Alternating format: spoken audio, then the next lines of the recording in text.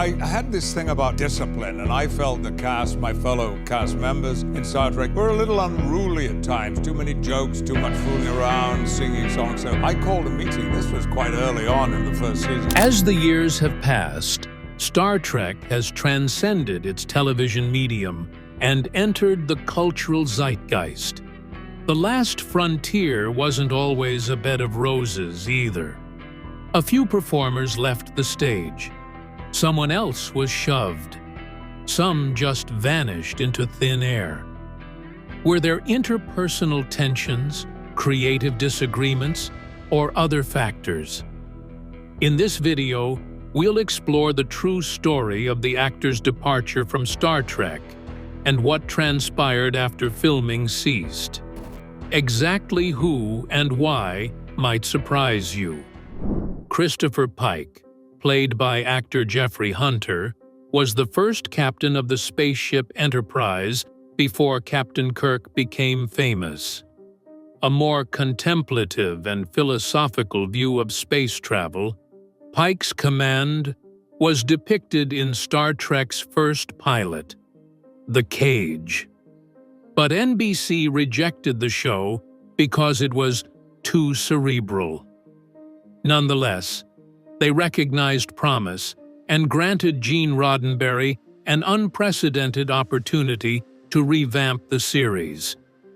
But Jeffrey Hunter had already decided by that point. Many theories have been put forward on his decision not to return for the revamped program, including schedule issues and a general lack of enthusiasm in committing to a TV series. Consequently, William Shatner, later known as the famous Captain James T. Kirk, became the captain of the Enterprise.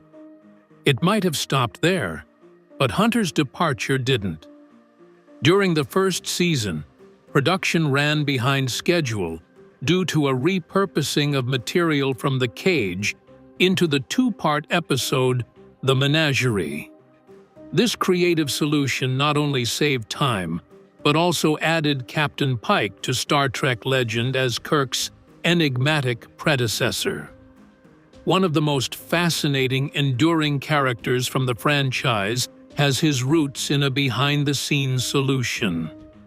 Star Trek: Strange New Worlds, which took place decades later, featured Anson Mount's Pike in a major role. So, even though Jeffrey Hunter left before Star Trek ever premiered, his brief appearance set in motion a legacy that is still playing out over half a century later. A captain departed in silence, but a crew member departed with a somewhat audible roar. But for what reason? To discover out, continue watching. Denise Crosby made her Star Trek: The Next Generation debut as the formidable and courageous Chief of Security on the Enterprise D, Lieutenant Tasha Yar. But Crosby could feel something was missing from behind the scenes. Poor scripting and a lack of screen time prevented Tasha, despite her good performance, from fully realizing her potential. Crosby took the bold decision to leave the show during its first season, dissatisfied and underappreciated. Gene Roddenberry chose to make her leaving memorable instead, then delicately writing her out. The shocking off-screen murder of Tasha in episode 23, Skin of Evil, shocked viewers and became one of the most talked-about events of the season. But it wasn't the last stop on Denise Crosby's Star Trek journey. In subsequent episodes, she made a bold comeback as a character she had a hand in creating, in addition to her appearances in flashbacks and other timelines. Sela, Tasha Yar's half-Romulan daughter, was invented by Crosby and developed further by the TNG writers. Crosby finally got the multifaceted antagonist she craved when Sela blossomed into a cunning adversary. Even though she had left the franchise, Sela, Captain Picard's political equal, gave Crosby one more chance to make an imprint, proving that she was never really gone. What, therefore, may have caused the subsequent actor on the list to depart from the program? We will discover. Star Trek. The Next Generation gave Will Wheaton his big break when he played Wesley Crusher, Dr. Beverly Crusher's brilliant son. However, although the second season saw a fervent fan movement calling for Gates McFadden's return, Wesley didn't have the same level of support. Although Wheaton had earlier success with Stand By Me, his tenure on TNG put a damper on his Hollywood ascent. Despite Wheaton's request for time off after landing a role in the film Valmont, the production crew denied his request, citing the importance of the episode he would miss to Wesley's plot. Wheaton trusted them and turned down the picture, only to find out later that his part had been removed from the screenplay. To him, it was an insult and an indication that his efforts were not appreciated.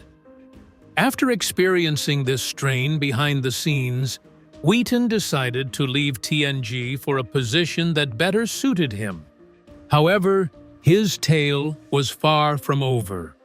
One of the most controversial characters in Star Trek, Wesley Crusher, took a suitably unconventional route when he returned, this time as a troubled Starfleet cadet who eventually joined the enigmatic Travelers.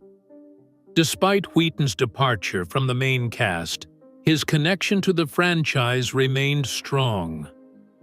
A much-loved figure in the Trek fandom, he currently presents The Ready Room, the official after-show for the new Star Trek series. The events of his voyage serve as a cautionary tale about the transient nature of character disappearances in Star Trek. After that, what transpired? Be sure to tune in to find out. In her initial Season 5 role as the complicated and combative Bajoran officer, Ensign Ro Laren, Michelle Forbes made a big splash on Star Trek: The Next Generation. Her character set the stage for the Cardassian invasion of Bajor, which would later play a pivotal role in Deep Space Nine, the following Star Trek series. Ro was envisioned by producers as the ideal candidate to fill the role of Bajoran's second-in-command on board the space station. But Forbes's goals were different. She decided to pursue a career in movies instead of joining DS9. She allegedly hurt her rapport with the TNG crew because of her decision, and her character almost didn't get a proper send-off. Fortunately, timing and destiny played a role. A previously shelved script was given new life during Season 7 as production fell behind on episodes. In Preemptive Strike, Ro Laren's shocking departure from Starfleet and acceptance into the Maquis was announced in that episode. One of the most iconic character deaths in Star Trek canon, it was both a risky and moving way to wrap out her tale.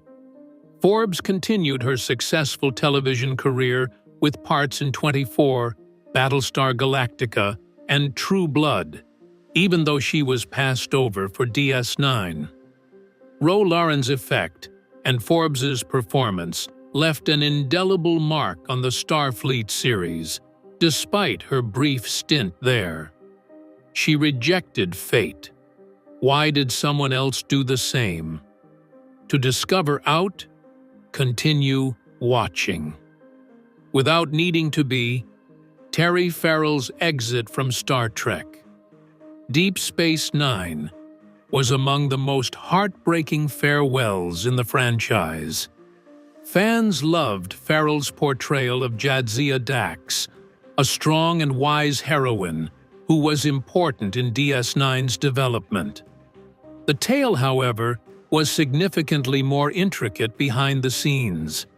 After Season 6, Farrell's contract was up for renewal, and she requested a smaller role in the show's final season due to the stress of the hard filming schedule.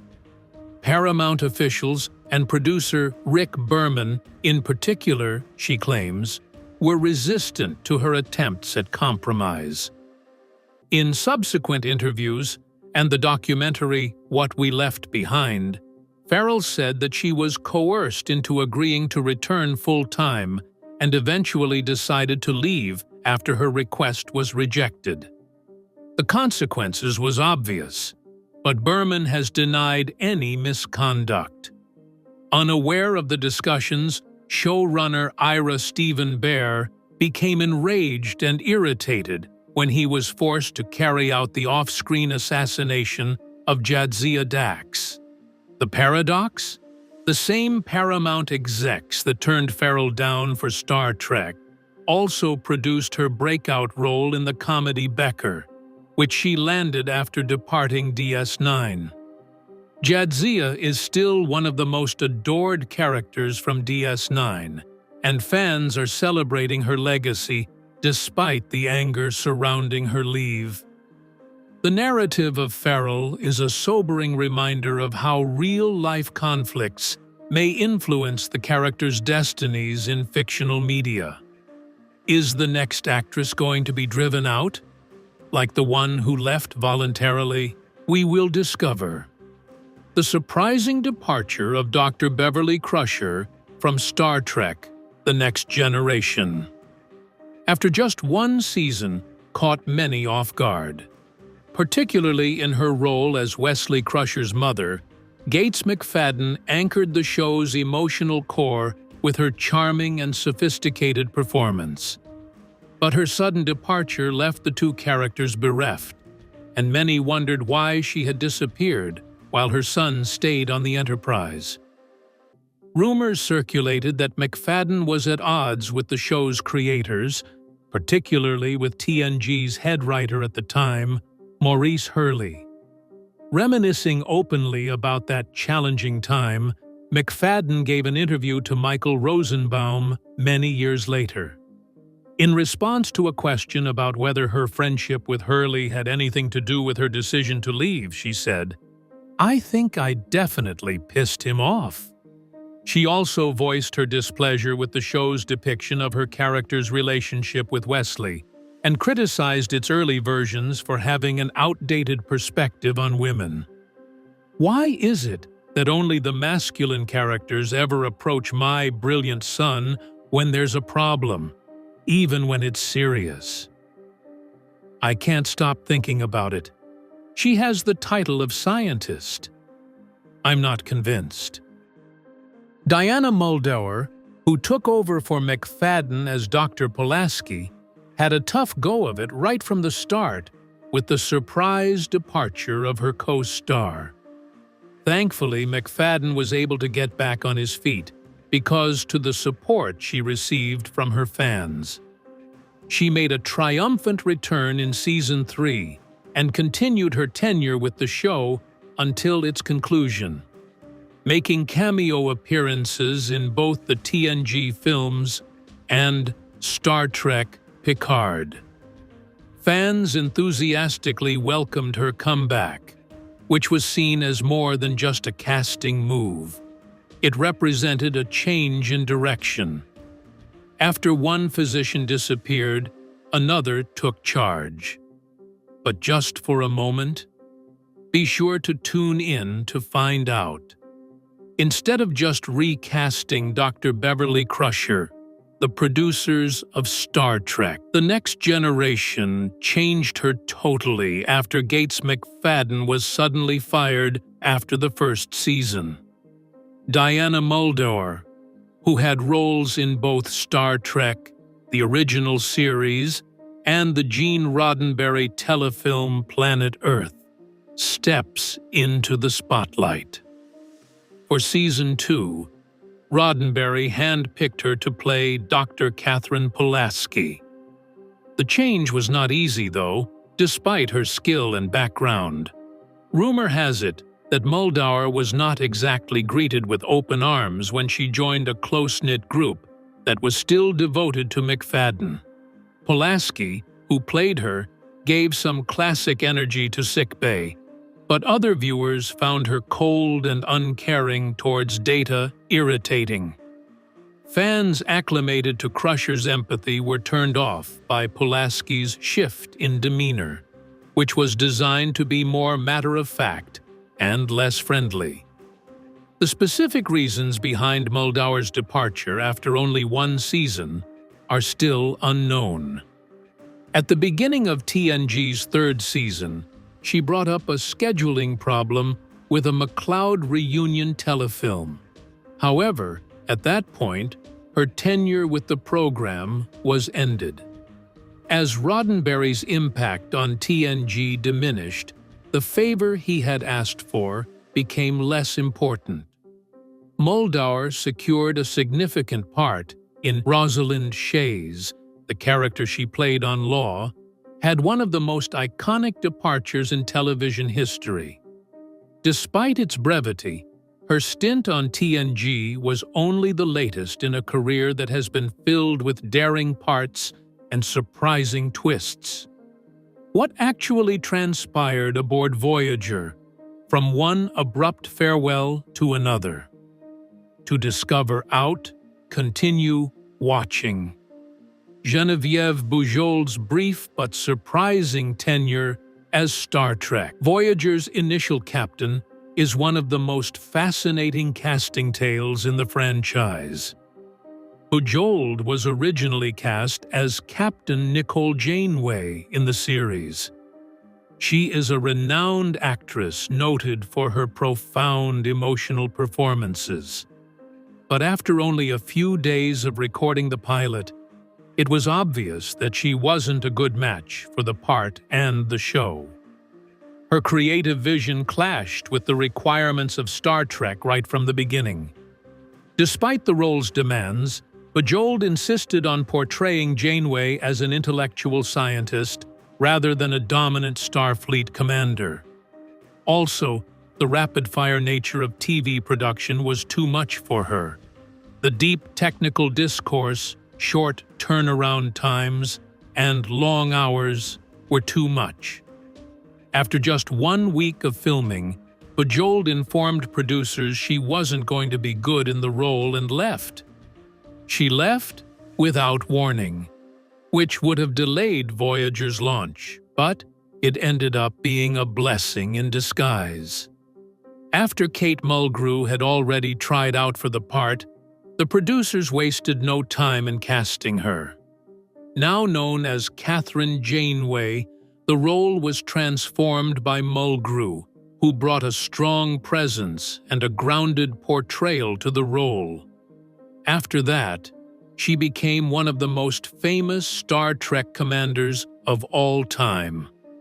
Even for a seasoned actor like Bujold, not every role is a suitable match, as his exit serves as a rare reminder. Her story shows how challenging and extraordinary the Star Trek world can be, especially when you're at the front of the charge into uncharted territory. Persis Khambatta. From one vanishing star to another, who was she? We will discover. Persis Khambatta's brief interlude in Star Trek. The Hollywood ignored bald beauty. In the tumultuous 1970s, Paramount toyed with the idea of bringing Star Trek back for many occasions. Star Trek Phase 2, an upcoming reboot that aimed to bring back the original ensemble for a new TV adventure, was one of the most exciting endeavors, with the exception of Leonard Nimoy. Lieutenant Ilia, a Deltan with exceptional mathematical abilities and heightened empathy, Commander Decker, a devoted warrior, and the rational Lieutenant Zahn were all cast by producers to fill the void left by Spock. The original plan for the show was to feature Ilia prominently. The part was given to Persis Khambatta, who had previously competed as Femina Miss India by the producers. Star Trek, The Next Generation would subsequently adapt one of her episodes, The Child, among others created with her in mind. Unfortunately, the studio canceled the network series just before filming began, so the actors had to scrap their preparations. Paramount was so adamant about turning their 2-hour pilot into Star Trek, the motion picture, that they altered it. Nimoy took over as Spock, while Zahn remained on the bench. In a metaphysical surprise ending that kept the attention on Kirk, Spock, and McCoy, the two newcomers, Ilia and Decker, were essentially used as plot devices, and they were sacrificed to the enigmatic being V'ger. Despite her brief tenure with the team, Persis Khambatta made an impression. The actress wasn't heartbroken by the experience, as stated in her biography, Presenting Persis Khambatta by Sherilyn Connolly. Filming had been extremely demanding, and Hollywood was too focused on her buzz cut to appreciate her acting chops. Her fearless depiction of Ilia, one of the first efforts to include a really alien female protagonist in the Star Trek franchise, made an effect long after her departure. What shattered Grace, going from a fleeting limelight to a low-key farewell. To discover out, continue watching. Grace Lee Whitney's casting as Yeoman Janice Rand was decided upon long before the September 1966 launch of Star Trek. After only a few episodes, the show's writers discreetly removed her character, who had been a composed and competent assistant to Captain Kirk. Whitney bravely detailed in her autobiography, The Longest Trek, My Tour of the Galaxy, that she had reasons to leave that had nothing to do with creativity. At Desilu Studios, she came forward and said that a man she called the executive had sexually attacked her. Because her presence would have served as a continual reminder to her attacker, Whitney reasoned, she was fired. The official explanation, though, was financial. Whitney, one of the highest-paid supporting players, was being considered for dismissal or contract renegotiation owing to her minimal screen time, according to a casting document dated late August 1966, which is only weeks before her attack. After the fact, Gene Roddenberry said that he regretted removing Rand off the show. His suggestion that Whitney return for a cameo appearance came less than 2 months after her dismissal. The 5-year plan for Star Trek never came to fruition, and Rand disappeared during that time. Whitney returned years later, this time in a subtle but significant way, playing the role again in Star Trek, the motion picture, and then appearing briefly in films 3, 4, and 6.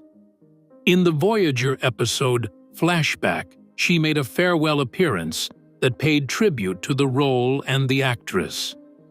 Grace Lee Whitney had made peace with the tragic parts of her life story before she died away in 2015.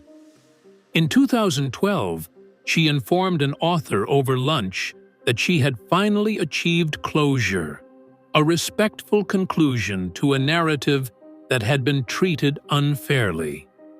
Unspoken words capped off her tale. Why departed this subsequent actor? We will discover. Many fans of Star Trek II, The Wrath of Khan, were hoping that Kirstie Alley will reprise her role as Saavik. But Captain Kirk said it himself. Money was the deciding factor. William Shatner said in his Star Trek Movie Memories book that Paramount made an extremely low offer to William for Star Trek, far lower than what he received for the film. It was less than what they gave me for Star Trek, so I assumed they weren't interested in having me play the character, Alley said Shatner. Leonard Nimoy, who appeared in Star Trek III, The Search for Spock, as both an actor and director, corroborated this. "We simply were unable to procure her," Nimoy informed Shatner.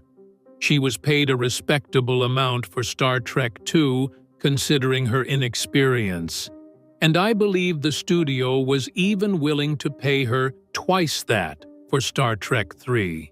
However, it was still insufficient." Star Trek III and I've featured Robin Curtis as Saavik in lieu of the injured William T. Riker. Despite Shatner praising Curtis's performance as solid in a rather thankless role, fans will always remember Alley as the calm, collected Vulcan officer. Alley would ironically succeed Shelley Long on Cheers when Long departed the popular series to focus on her film career. It was just another handoff, but it made Star Trek fans ponder what might have happened if Saavik had remained in charge. Did the following exit shock even more fans than the previous one? Be sure to tune in to find out. Kes was a pivotal and promising character on Star Trek, Voyager, but Jennifer Lien left the show after 3 seasons. The 1995 launch of Voyager, following the smash hit The Next Generation, helped bring in a whole new generation of viewers. Spaceship Voyager took a daring turn from previous series by abandoning its crew and spaceship in the uncharted Delta Quadrant, sending them on a 7-year voyage back home. Kes, portrayed by Lien, was a youthful Ocampa with a limited lifetime, tremendous telepathic powers, and an early love affair with Neelix. Kes was a unique character with a lot of story possibilities, but viewers never really felt an affinity for him. Like Wesley Crusher before her, Kes personified the stereotypical young, intelligent crew member, but without the same degree of fan animosity. However, Kes wasn't one of the most beloved characters, and the authors soon felt the pinch of his unpopularity.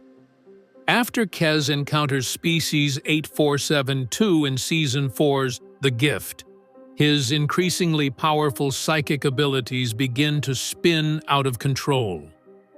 When Kes realizes she poses a danger to the people she has grown to care about on Voyager, she makes the decision to escape by turning into an energy entity and running out into space.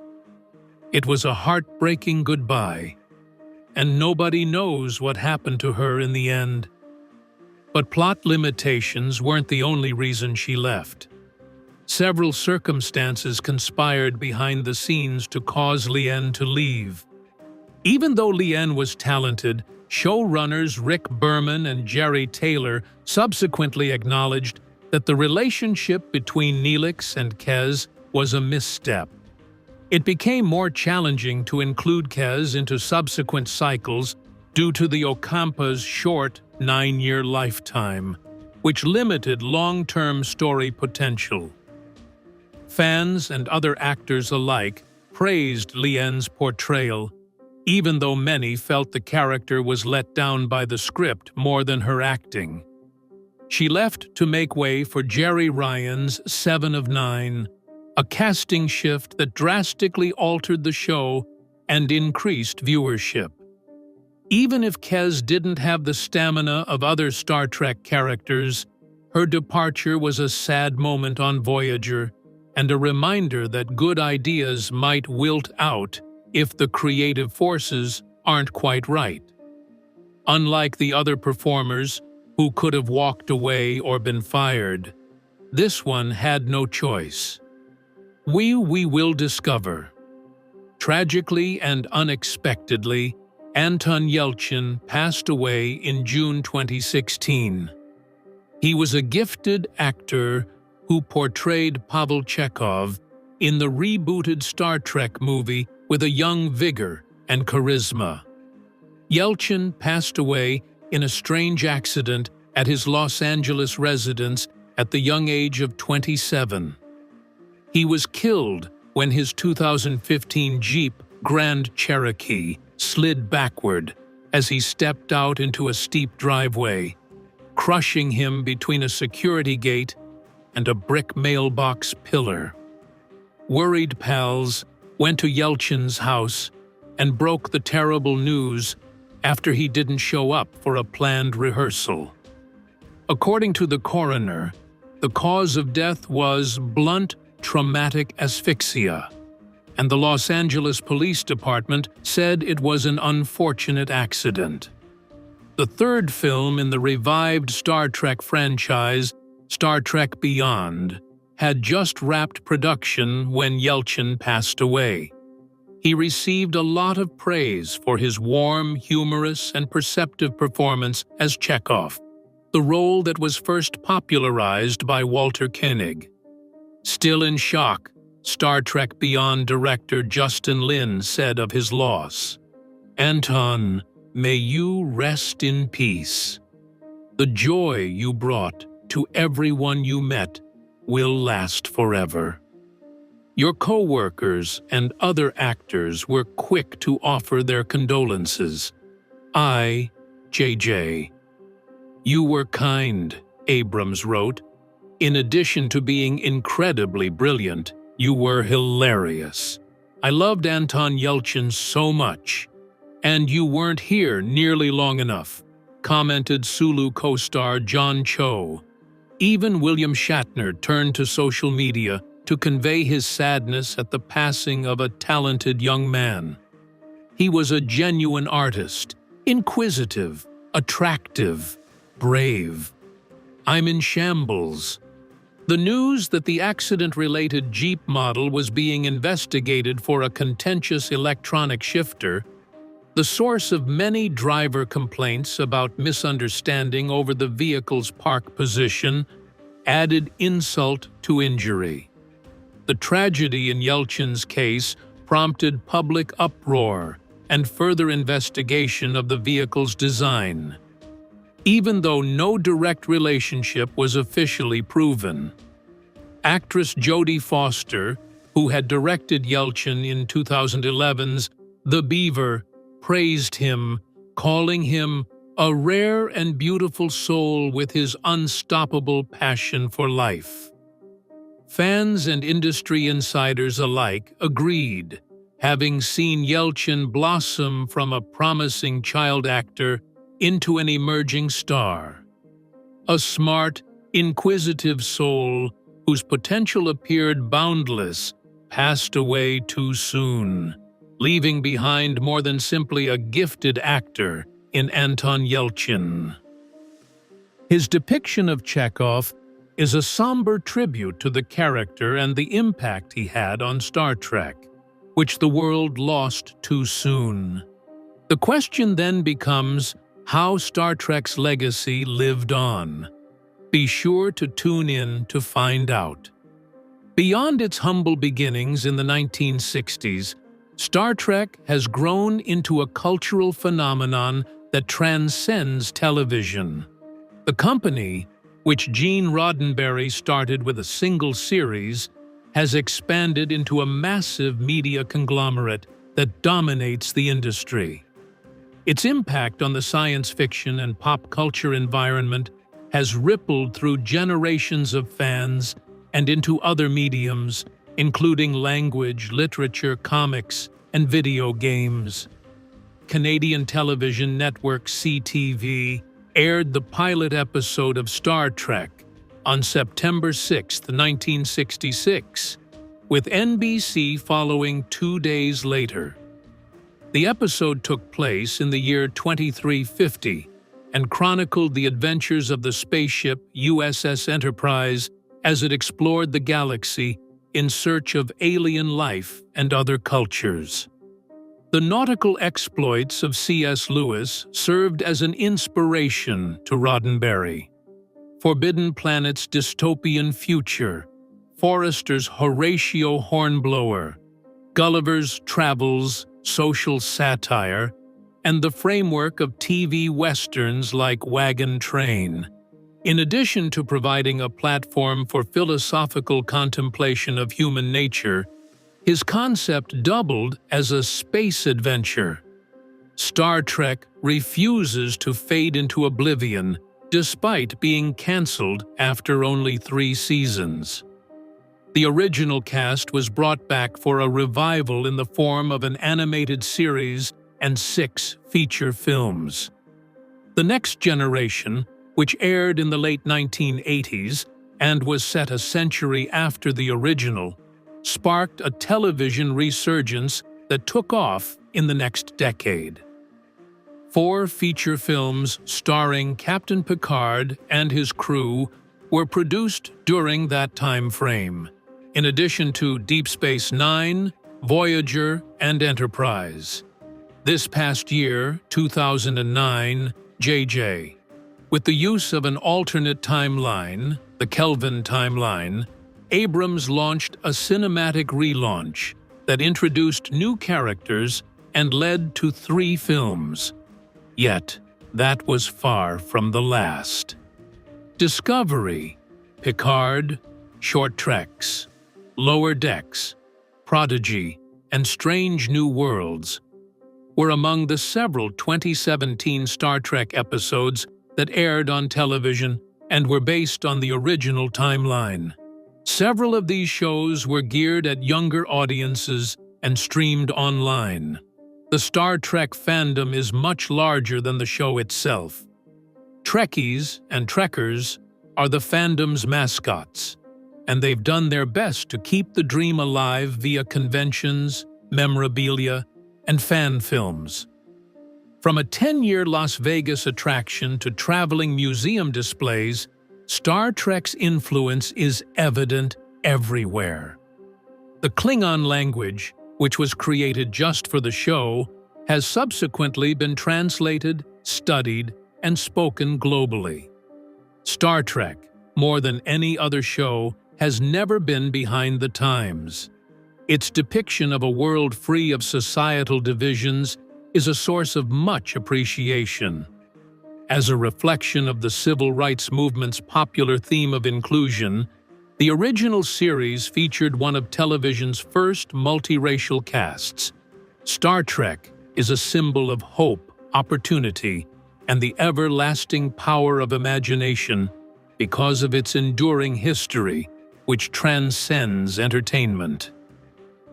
Tell me, what are your feelings on these Star Trek stars and the reasons behind their departure?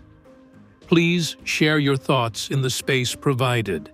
It is our sincere wish that you have enjoyed viewing this film. Please subscribe and like the video. If you want to see the latest celebrity news, just click the video that appears on your screen. Coming right up,